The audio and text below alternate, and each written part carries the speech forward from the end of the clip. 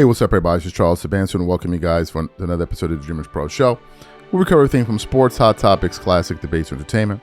And we give you guys a fresh perspective on things that always hit. And folks, they're not going to like us today, but we got to talk about it. But before we get into it, please make sure you like the video and sub to the channel. So, I believe myself to be like, not an investigative journalist. What are those scientists that just research stuff and investigate stuff, that study like the Arctic Circle and study polar bears and study, I don't know, gazelles or whatever it is, or certain type of rare monkeys or whatever. That's how I study LeBron fans. This is how I study them. I really analyze them to see the cracks in their logic and the things that they say. And after my extensive research over the last few years, I've come to the conclusion that LeBron James fans are full of shit. 100%, up and down, full of it. If you squeeze a LeBron fan, honey will pour out. This is what will happen. If you check their back pockets, they got honey there. If you go in their house, they got honey on the table. This is what these people do. They twerk, they shake, they holler, they move. This is the job of a LeBron fan. Where am I going with all of this? So everybody and their grandmama is losing their mind over David Falk for saying that, oh, he doesn't have a LeBron in his top three, and that if Michael Jordan had engineered super teams, he'd have won 15 championships. Oh, these LeBron fans didn't like it. And while people were losing their minds, we did a live about it. And I said in the live, I said the following. I said, so wait a minute. Michael Jordan's former agent goes to a Sports Business Journal conference in New York. He gets asked the question about his all-time rankings. Everybody loses their mind. But then we've been watching Rich Paul for years going out there and literally trying to tear down Jordan's legacy for years on different platforms like Gil's Arena, ESPN, the Pat McAfee show, the Rich Eisen show, a whole bunch of shows. And nobody said a mumbling word. But now all of a sudden, it's an issue. And I'm sitting, I'm like, where are these people in media that feel like, oh my God, LeBron is under attack? Why aren't you standing up for Michael Jordan too? Do you know why? Because the lot of you are a bunch of bozos. So what we want to do, we want to play a quick compilation of Rich Paul hating on Michael Jordan over the years. Take a listen. I said this, by the way, I get to ask this question all the time. Okay. I think Michael... Because you don't see both play. I seen both, yeah. And I think Michael transcended the sport. And I think LeBron brought a consistency to the sport that maintained its relevancy. So, you know, you see all these guys on TV every day, and it's like, oh, it's Michael and it's about the rings. Well, if it's about the rings, then it should be Bill Russell. Because he got 11, right? Okay. So if you're only counting 6-0 in the finals, okay, we give that, right? But when you're talking about how hard it is to get there, and if you're just making it about wins and losses, like if you want to move the furniture around in the room, we can move it whichever way to make it as comfortable as you want to make it. I don't really get into the GOAT aspect because it's going to be, you know, there's an older generation on TV every day with those slots. Yeah. They're never going to give LeBron that credit. Yeah. Right? Okay. And I think LeBron was the first athlete to be, he was the first social media athlete of his time. True. Right? Mm-hmm. Where there was a 24/7, 365 news cycle on sports. True. Especially on the game of basketball. Michael grew the game. After 92, after it's in Barcelona, the game grew, right? So from that point, Michael transcended. Kobe came at a time right in the middle, which, again, he was, I mean, there's nothing you can say about Kobe. He's the perfect basketball player in a lot of ways. For LeBron to come on the back, both Michael and Kobe, and then maintain his consistency going to, LeBron's been to the finals half his career. Damn. Right, so that's pretty hard to do. Yeah. And it's just a matter of who has the microphone, right? I'm not gonna be our guys in the barbershop or guys that's on TV every day, because this is who they think is the GOAT per se. I appreciate all of them, and in addition to that, even more. You know, I just appreciate guys who play the game the right way, right? Who approach the game the right. You got that in Giannis, you got that in Steph, you got that in the guy like Kevin Durant, and you know they've shown that, and so on and so forth, right? And you see guys like Draymond get a lot of criticism, but Draymond was a second-round pick. He's a 4-time champion, former Defensive Player of the Year. You know, you see guys like AD get a lot of criticism, but I can't help if I get hurt, etc. But when I'm on, I'm on. And so, you know, I'm a fan of the game, a fan of the sport.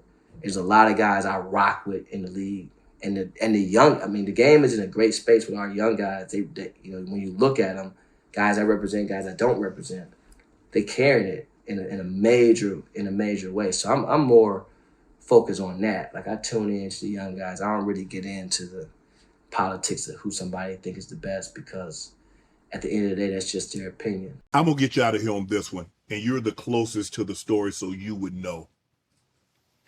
What is with the vitriol of the older players towards LeBron? It seems like a lot of the old players don't want to give this younger generation the credit that they deserve. Yeah. But it seems like a lot of the ire is pointed at 23. Why do you think that is? It's really corny to me. Oh, absolutely. And like I said, you know, when you out there, you deal with certain things. It's layered, in my opinion. You gotta remember, when LeBron came in, a lot of guys were still in their prime, and all the attention turned to him. In 2000, all the attention, boom, $100 million contract, real $100 million, not that fluff that be going out today. I'm talking about $100 million contract. Never dribbled NBA basketball in the NBA. They ain't never seen nothing like that. You know, Jay-Z sending a private jet when he's still in high school. We going up to New York every weekend, every other weekend, whatever, when you could, you know what I'm saying? All these things, they wasn't, and so quite naturally in the neighborhood, you develop what? An envy. It's much easier for you to be like, man, that's some cold, man, that's player. That's real player, man. I appreciate that. I'm proud of you. That's the hardest thing to do. The easiest thing to do is what they do. This, you know, you have. And then now when you give that to a media platform, and now it's even trickling down to some of the younger players, they purposely don't say his name in things. Oh, I played this because of these people. But again, everybody didn't always have the Mamba mentality. The Mamba mentality came after Kobe was really done. Then all of a sudden, everybody had the Mamba mentality. Because the Mamba mentality, everybody frowned upon it because they say he was ball hogging. Yeah, but when he was playing, because I was there, he wasn't hanging out with none of these guys. You know, you get what I'm saying? I do. But I'm not surprised because I come from it. I wish it was different, but I'm not surprised because I come from it. But what impresses me more is that guy don't do unto those what they do to him. His door's always been open. Every time you see somebody, man, what's up, show love, etc. Even when there's Is he too friction, nice? Because too nice. Because Jordan gave the players he played with it, but he like, I ain't y'all. Kobe really didn't fool with But you gotta understand, some familiarity breed disrespect, and I tell him that sometimes. They can walk past somebody and don't even speak, that make that person want to speak to you more. If you speak to that person every time, it becomes, and that's the treatment that he gets sometimes. You get what I'm saying? They get on Draymond for being his friend. It's craziness, right? Right. But again, this is not about, that's not an athlete thing. That's a people thing. And that's why I said what I said when we were talking on First Take. Now you heard what he said there, right? You're like, man, that's a lot. It ain't even over yet. What about this one? Take a listen to this. Mike transcended the game. When Kobe came, Kobe was a silhouette of Mike, right? That's everything, which is great. But LeBron is the first player to have to deal with a 24/7, 365 news cycle of sports and opinions from those that's not even capable or carry the expertise to give a valid opinion, right? In addition to no, I'm not gonna really do it how y'all want me to do it. I'm probably gonna do it how I decide to do it. We all know that don't go over well, right? And so then you have this environment in this sports society that's created, right? And so now you have the root against. That's a whole nother thing that Mike never had to deal with because his hardest critic was probably Peter Vesey. Yep. Straight up. You see what I'm saying? Peter Vesey. But I just think LeBron's antlers is in platinum and Michael's may be in gold. Why? Because when you think about, he had to be compared to Mike. Who did Mike have to be compared to? Talk about it. Right? You talk about, oh, he lost this X amount of finals. Well, how many finals you been to? 2. How hard was it to get there? Extremely. How many finals you been to? Not a goddamn one. What about you? Why didn't you go? Hard. Had to go to LeBron.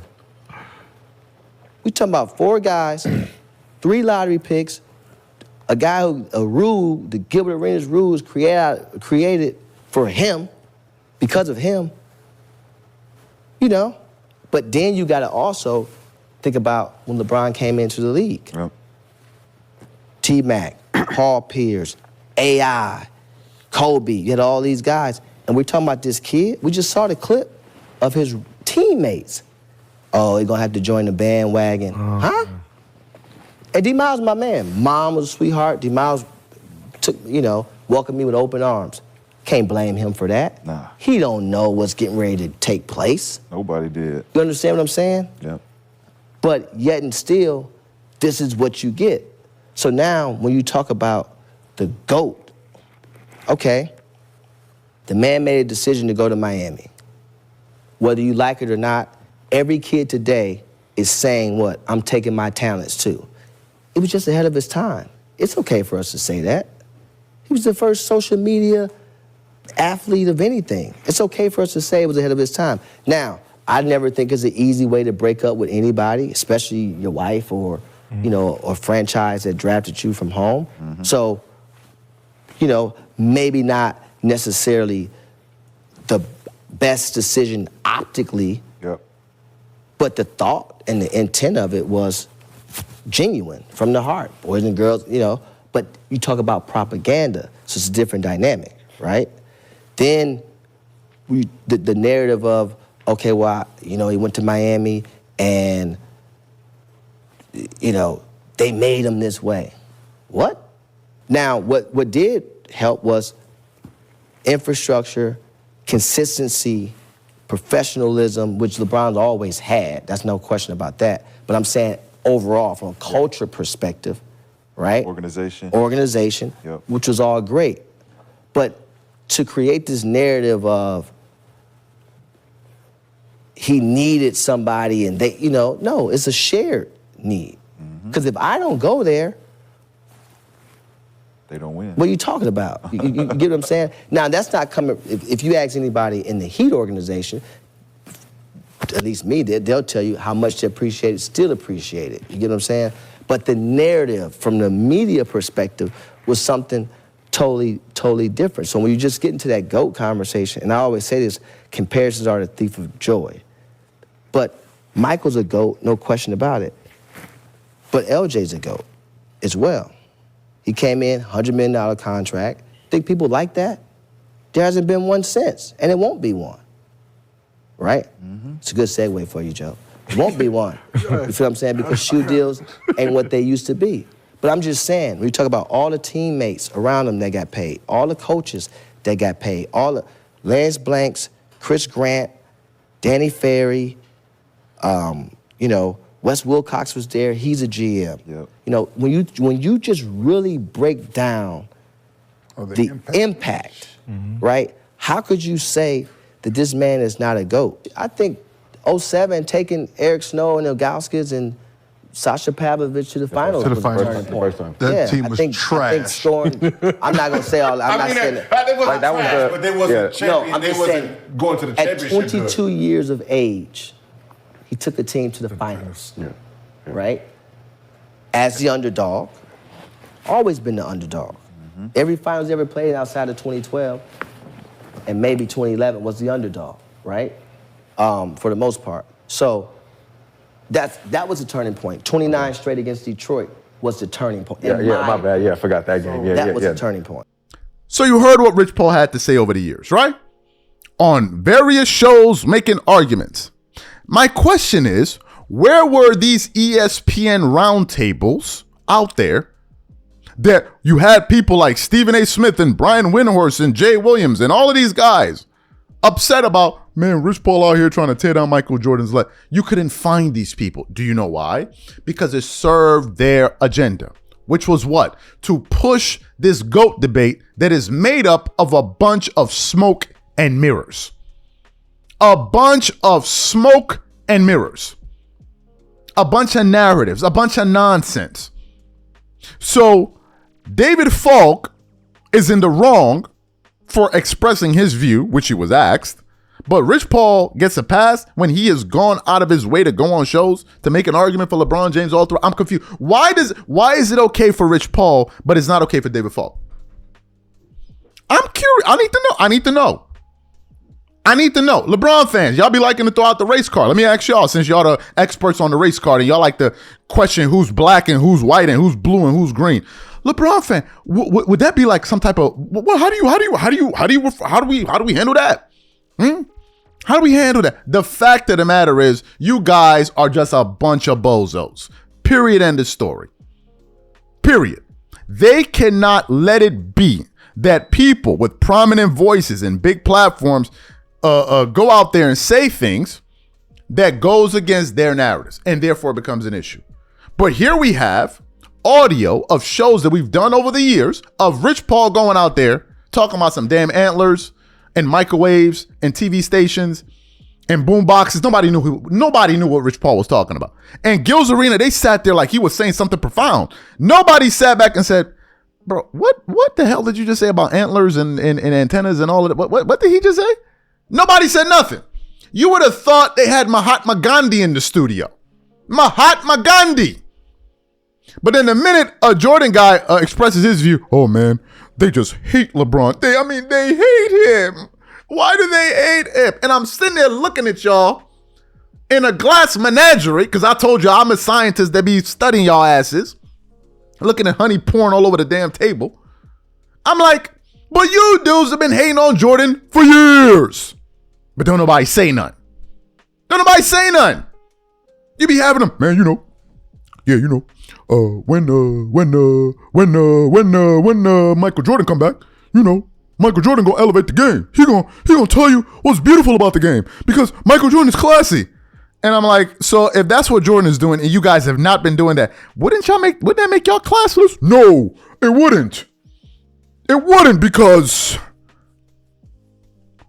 we drink honey. It wouldn't. Having an argument, a serious argument with a LeBron fan is an absolute waste of time. You are better off putting 3 bricks together on a table, sitting down and trying to talk to them about world politics. You would get further talking to a bucket of shrimp, quite literally, than you would speaking to a group of LeBron fans. These people process information with honey in their back pockets. They twerk all day long. They shake, they holler, they scream. They turn Laker Nation into Twerkation Nation. This is what they do. So they're gonna be up there pissed off, man. How can this guy say something like this? This is beneath him. This is an attack against Michael Jordan's LeBron's legacy. But yet we have Rich Paul, who been running around talking about antennas and TV stations and antlers and speakers and microwaves, and nobody know what he talking about. But that's okay. And if I call it out, oh, I'm a hater. Oh, I hate black people. Just imagine the caliber of sports fans we're dealing with. Watch out, they're sticky. They'll touch you.